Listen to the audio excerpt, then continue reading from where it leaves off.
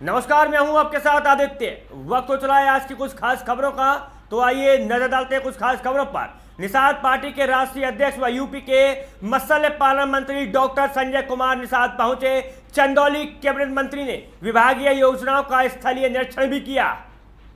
उनका समाजवादी पार्टी जिस काम के लिए बनी थी, जिस उद्देश्य के लिए बनी थी, उस पर वो संघर्ष करें और उन कार्यकर्ताओं, उस समाज के लिए, उस समुदाय के लिए जिन लोगों ने उस पार्टी को खड़ा और बड़ा किया था, समाजवादी पार्टी को, उसमें वो अखाड़े का पहलवान पैदा करें। ये भाड़े के पहलवानों के सहारे समाजवादी को चलाना बंद कर दें तो शायद सम्मान बढ़ना शुरू हो जाएगा। जब तक ये भाड़े के पहलवान रहेंगे उनके साथ, तब तक उनको 2014 से लगातार देखो, 2014 से भाड़े पहलवान उन्हें हरा रहे हैं, 2017 हरा रहे हैं, 2019 हरा रहे हैं, 2022 हरा रहे हैं, अभी देखो निगम में 2023 भी हरा दिया। कौन है सर ये भाड़े के पहलवान? ऐसे जितने भी हैं जो कांग्रेस से हैं, सपा के हैं, बसपा से हैं, घूम रहे हैं इधर से उधर, वो अपना है। वहाँ भी मलाई खाते हैं, वहाँ जलेबी खाते हैं, यहाँ भी चले आते हैं। उनका तो एक ही काम है कि घूम कर इस तरीके का। और भाड़े के पहलवानों से देश में बड़ा नुकसान हो रहा है। एक तटस्थ राजनीति नहीं होगा, विपक्ष को रहना चाहिए। विपक्ष को एक तरीके से मर्यादित, और विपक्ष को एक जनता के साथ जनता की आवाज़ उठाने का उनका है। विपक्ष को विपक्ष भी जरूरी है, विपक्ष ही आवाज़ उठाता है तभी हम जनता के लिए कुछ कर पाते हैं और भी कर पाते हैं। लेकिन ऐसी नहीं है कि खाली अब चुनाव आयोग पर उंगली उठा दो, किसी उस पर आयोग को उठनी जाए, खाली जनता की बात करें तो बेहतर है। गोरखपुर आपका गृह क्षेत्र है, काजल निषाद ने वहाँ भ्रष्टाचार का आरोप लगाया चुनाव में, पूरी धाकली का आरोप। पहले तो निषाद है नहीं, वो यही तो कह रहा है ना कि भाड़े पहलवान लाते हैं, कभी कांग्रेस में थी, कभी बसपा में थी, कभी यहाँ चली आई, और भाई निषाद भी नहीं है। अरे क्या गोरखपुर में निषाद नहीं थे क्या उनके पास? गोरखपुर में निषादों भरोसा नहीं है उनके पास निषाद नेता है नहीं, बाहर से नेता लाएंगे। काजल निषाद भी नहीं है, यही तो कमी है, बता रहा हूँ इससे पहले। सर काजल निषाद हैं क्या? निषाद आप तो देख लो कि निषाद उसे कहते जो निषाद में जन्म लिया हो, निषाद उसे कहते जो निषादों के दुख दर्द में खड़ा होता रहा हो, उसके लिए संघर्ष, मतलब उसका भविष्य बनाने का। तो जनता के पैसे का, जनता के भविष्य का, देश के विकास का भविष्य कैसे होगा? ऐसे में अभिभावक चुनने की व्यवस्था इन्हीं के पास है। तो वोट की कीमत क्या है? तो मैंने एक प्रोग्राम बनाया है, एजुकेट द एजुकेटेड पर्सन, पढ़े लिखे लोगों को अबाउट द पॉलिटिक्स, राजनीति को पढ़ाना है और उनको इतिहास बताना है, आर्थिक ज्ञान बताना है, क्या क्या मतलब राजनीति की शक्ति बतानी है। और उनके पढ़े लिखे लोगों के उदासीन होने से, मतलब केहू राजा बने हमसे क्या मतलब हो, उससे क्या होने वाला है, उसको बताने पर एक प्रोग्राम है। और एक प्रोग्राम है reach the voter and treat the voter, teach the voter and cast the voter. हमें वोटर के पास जाना है, उन्हें होश में लाना है, जोश में लाना है और सही बात पढ़ाना है और उनको सही जगह वोट डालने के लिए प्रेरित करना है। इस प्रोग्राम के तहत कार्यकर्ताओं को ट्रेनिंग कर रहे हैं और उनको अभी हम जिले कमेटी में हमने 7 कमेटियाँ बनाई हैं। मतलब एक पार्टी की कमेटी, एक संगठन का कमेटी, एक हमारे राष्ट्रीय निषाद एकता परिषद का, एक युवा मोर्चा, एक महिला मोर्चा का और एक द ग्रेट युवा वाहिनी है हमारे पास, एक IT। 7 कमेटी हमने ब्लॉक लेवल पर पहुंचाना है और इलेक्शन तक उसे गांव तक पहुंचाना। तो अभी हम जिले की कमेटी को दुरुस्त करने के लिए यहाँ आए थे और उसके बाद अगले में। और दूसरा, मैं यहाँ आया था 2014 में, तो बिंदों में एक मतलब हम केवट मल्ला बिंद आपस में लड़ाते थे किसी के साथ। तो मैं इनको बता के गया था, नहीं भाई आप फिशरमैन हो, लेदरमैन मिल गया, वाशरमैन को लेदरमैन को आरक्षण मिल गया, संविधान में लिखा है। तो फिशरमैन को मझवार नाम से है, तुम अगर फिशरमैन बन जाओगे तो तुम्हारा भी मझवार का मिल जाएगा। अब फिशरमैन जब तक थे तब तक तुम लोग मजबूत थे, अलग अलग उपजातियों में बढ़ गए इसलिए कमजोर हो गए। तो उसका नतीजा था कि यहाँ कम से कम 1.5 दर्जन प्रधान आपके हमारे चंदौली जिले में मिले हैं, तो मतलब बने उसके वजह से।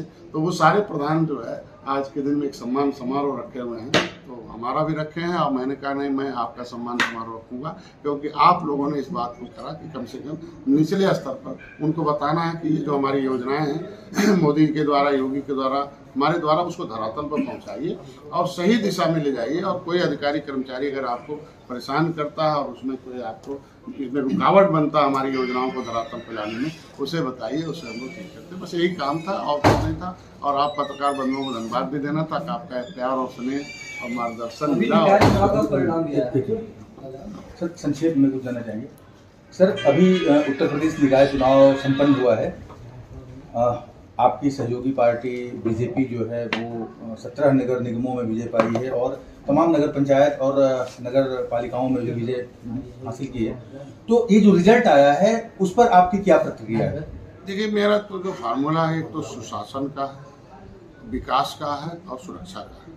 मकान नहीं है जो छूट गए प्रधानमंत्री मुख्यमंत्री संपदा योजना में, उसमें भी हम उनको मकान बना के देंगे। गांव का है तो 1,20,000, शहर में है तो 2.5 लाख रुपए। उनके हम शादी के लिए पैसा हमने अलग से अलॉट कर दिया। सबसे बड़ी बात थी कि हमारे लोग एक तो कमजोर थे, गरीब थे, जिनके पास पैसा नहीं था, तो अब पैसे के अभाव में छोटे डॉक्टर या ऐसे किसी कोएक्स डॉक्टर के पास चले जाते थे इलाज के लिए। तो मैंने इनकी चिकित्सा की अलग से व्यवस्था करा दी है कि आप बढ़िया डॉक्टर से इलाज कराओ, अपने बच्चों को बुलाओ, भर्ती हो, जो भी रुपया लगेगा उसका बिल वाउचर लाओ। उसमें एक कानून बनवाया है कि हमारे विभाग में अगर वो अपना चिकित्सा में जो पैसा खर्च हुआ है विभाग में हमारे जमा करेगा तो 2 दिन से ज़्यादा नहीं लगेगा। सर्वे करके 2 दिन में कर देंगे, तीसरे दिन अपने आप वो डीएम के यहाँ चला जाएगा, ऑनलाइन है।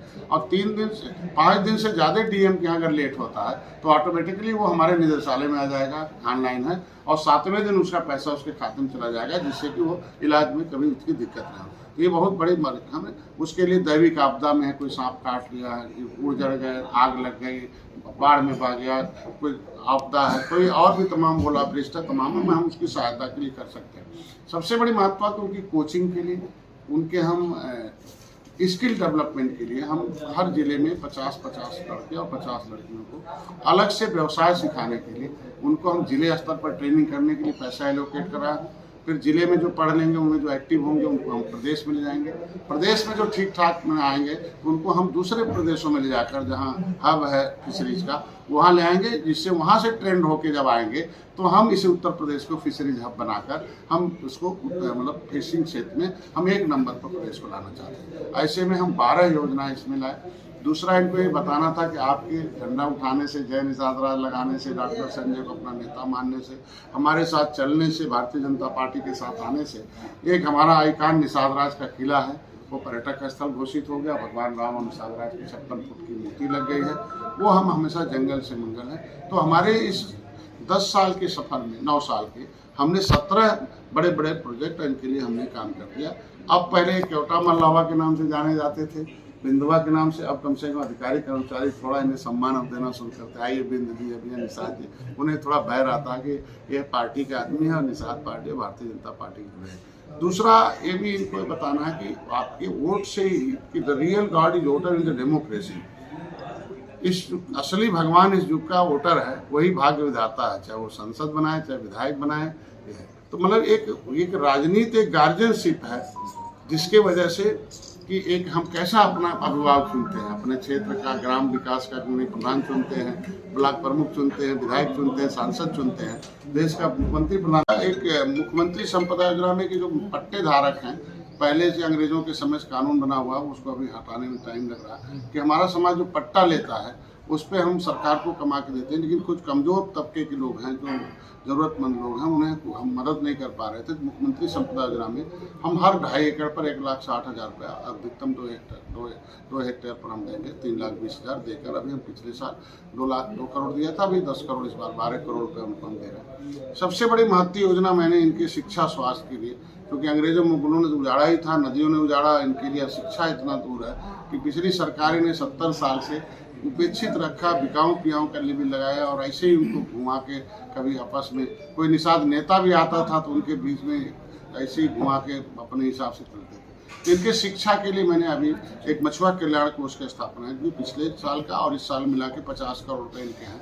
हम इनकी शिक्षा पर देंगे, जो कि हम जो निषाद बाहुल गाँव है उसमें हम एक मैरिज हॉल बनाए और मैरिज हॉल के लिए पैसा आ गया है और हम 18 लाख रुपये उनको देंगे, 18.5 लाख, जो भूकंप रोधी होगा। और उसमें ई लाइब्रेरी खोलेंगे।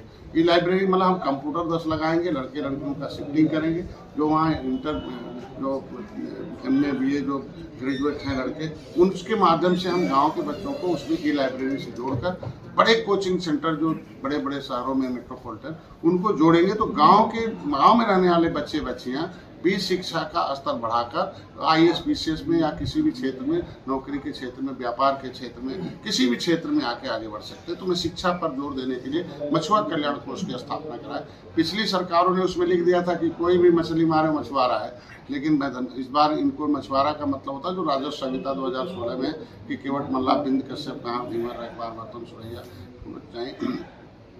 तुरई हमारे है। और उसके अलावा जो मछली और भी कोई पालता हो जो पहले से, वो भी उसमें उसको भी लाभान्वित करेंगे जो निजी जरूरतमंद होगा। उसमें दूसरा कि इनके मकान नहीं है जो छूट गए प्रधानमंत्री मुख्यमंत्री संपदा योजना में, उसमें भी हम उनको मकान बना के देंगे। गांव का है तो 1,20,000, शहर में है तो 2.5 लाख रुपए। उनके हम शादी के लिए पैसा हमने अलग से अलॉट कर दिया। सबसे बड़ी महत्व कि हमारे लोग एक तो कमज़ोर थे, गरीब थे, जिनके पास पैसा नहीं था तो अब पैसे के अभाव में छोटे डॉक्टर या ऐसे किसी कोएक्स डॉक्टर के पास चले जाते थे इलाज के लिए। तो मैंने इनकी चिकित्सा की अलग से व्यवस्था करा दी है कि आप बढ़िया डॉक्टर से इलाज कराओ, अपने बच्चों को बुलाओ, भर्ती हो, जो भी रुपया लगेगा उसका बिल वाउचर लाओ। उसमें एक कानून बनवाया है कि हमारे विभाग में अगर वो अपना चिकित्सा में जो पैसा खर्च हुआ है विभाग में हमारे जमा करेगा तो 2 दिन से ज़्यादा नहीं लगेगा। सर्वे करके 2 दिन में कर देंगे, तीसरे दिन अपने आप वो डीएम के यहाँ चला जाएगा, ऑनलाइन है। और 3 दिन से 5 दिन प्रदर्शन करें, उसके लिए सदन में आवाज़ उठवाए, सड़क पर आवाज़ उठवाए, जगह उठाए। ऐसा नहीं कि इलेक्शन में आए, निषाद लिख दिया, हमारे साथ निषाद आते। इसी अशिक्षा का ताप तो यही सपा बसपा कांग्रेस ने हमारे समाज में शिक्षा पैदा किया, गरीबी पैदा किया और भावनात्मक रूप से उबाड़ कर निषादों को वोट लेना नहीं है। गोरखपुर में इसके मतलब गोरखपुर में सारे लोग उनके पास निष्क्रिय निषाद नेता हैं जो बाहर से लाए और काजल निषाद लिख देने, निषाद थोड़ी। आप तो जानते हैं ना, क्या सभी लोग जानते हैं, पूछ लीजिए। मंत्री जी अखिलेश यादव ने आरोप लगाया है बीजेपी पे कि ईमानदार अधिकारियों को भेजकर बेईमानी का सबूत दे रहे हैं, नहीं मानने पर अधिकारियों को ही बदल दे रहे हैं। सहारनपुर में 22 मत पे दबाव बना रहे थे। देखिए, जब कोई भी हार जाता है और विपक्ष के पास जब कुछ बचता नहीं है तो आरोप प्रत्यारोप के अलावा क्या कर सकते हैं। चुनाव से पहले क्यों हटाया? देखिए, वो तो व्यवस्था चुनाव आयोग का है और अगर व्यवस्था है तो हटाने का सिस्टम है। कोई भी किसी तरीके का रिपोर्ट आती है उसके लिए अधिकारियों को हटाया जाता है। बीच में चुनाव आयोग भी हटा देता है। अगर लगा कि इनको खराब है अधिकारी तो चुनाव आयोग से आप अपील करते और चुनाव आयोग उनकी बात सुनता। तो अब जब हार गए तब आप चिल्ला रहे हैं तो इसका मतलब हार की खींच इस अधिकारियों पर और हमारे ऊपर लगाना बेबुनियाद। कर्नाटक में जो परिणाम सामने आए हैं लोकसभा चुनाव या अगले साल में, क्या लगता है प्रभाव पड़ेगा यूपी में? नहीं, उसका कोई प्रभाव नहीं है, लेकिन अब है कि वहाँ की परिस्थितियों में हमारे हम उनका जनता का जो जनादेश है उसे स्वीकार करते हैं। और भारतीय जनता पार्टी हमारे बड़े भाई है, बड़ी पार्टी, उस पर मंथन चिंतन करेगी और आगे बढ़ेगी और निश्चित रूप से आगे फिर हम लोग। क्या लोकसभा में प्रकाश राजभर भी साथ लेकर लड़ेंगे? अब उनके भैया का काम है और बड़ी पार्टी भारतीय जनता पार्टी वो क्या करती क्या नहीं करती। भैया से इतना कहेंगे कि एक मर्यादित रहे और जिस समुदाय के लिए जो वादा करके निकले थे उस वादे पर खरा उतरे, उस पर काम करें। इधर उधर चाहे इनके यहाँ पीना है, उनके यहाँ खाना, वहाँ फोटो खिंचवाना है, बंद हो जाना चाहिए। वर्क जिसलिए काम करें, पार्टी जिसलिए खड़ी बड़ी होती है उसके लिए काम करें। भैया कह रहे हैं, समझाते नहीं। अब भैया इसीलिए कहते हैं ना क्या समझाने का मतलब तो यही आप ही का माध्यम है समझाने का।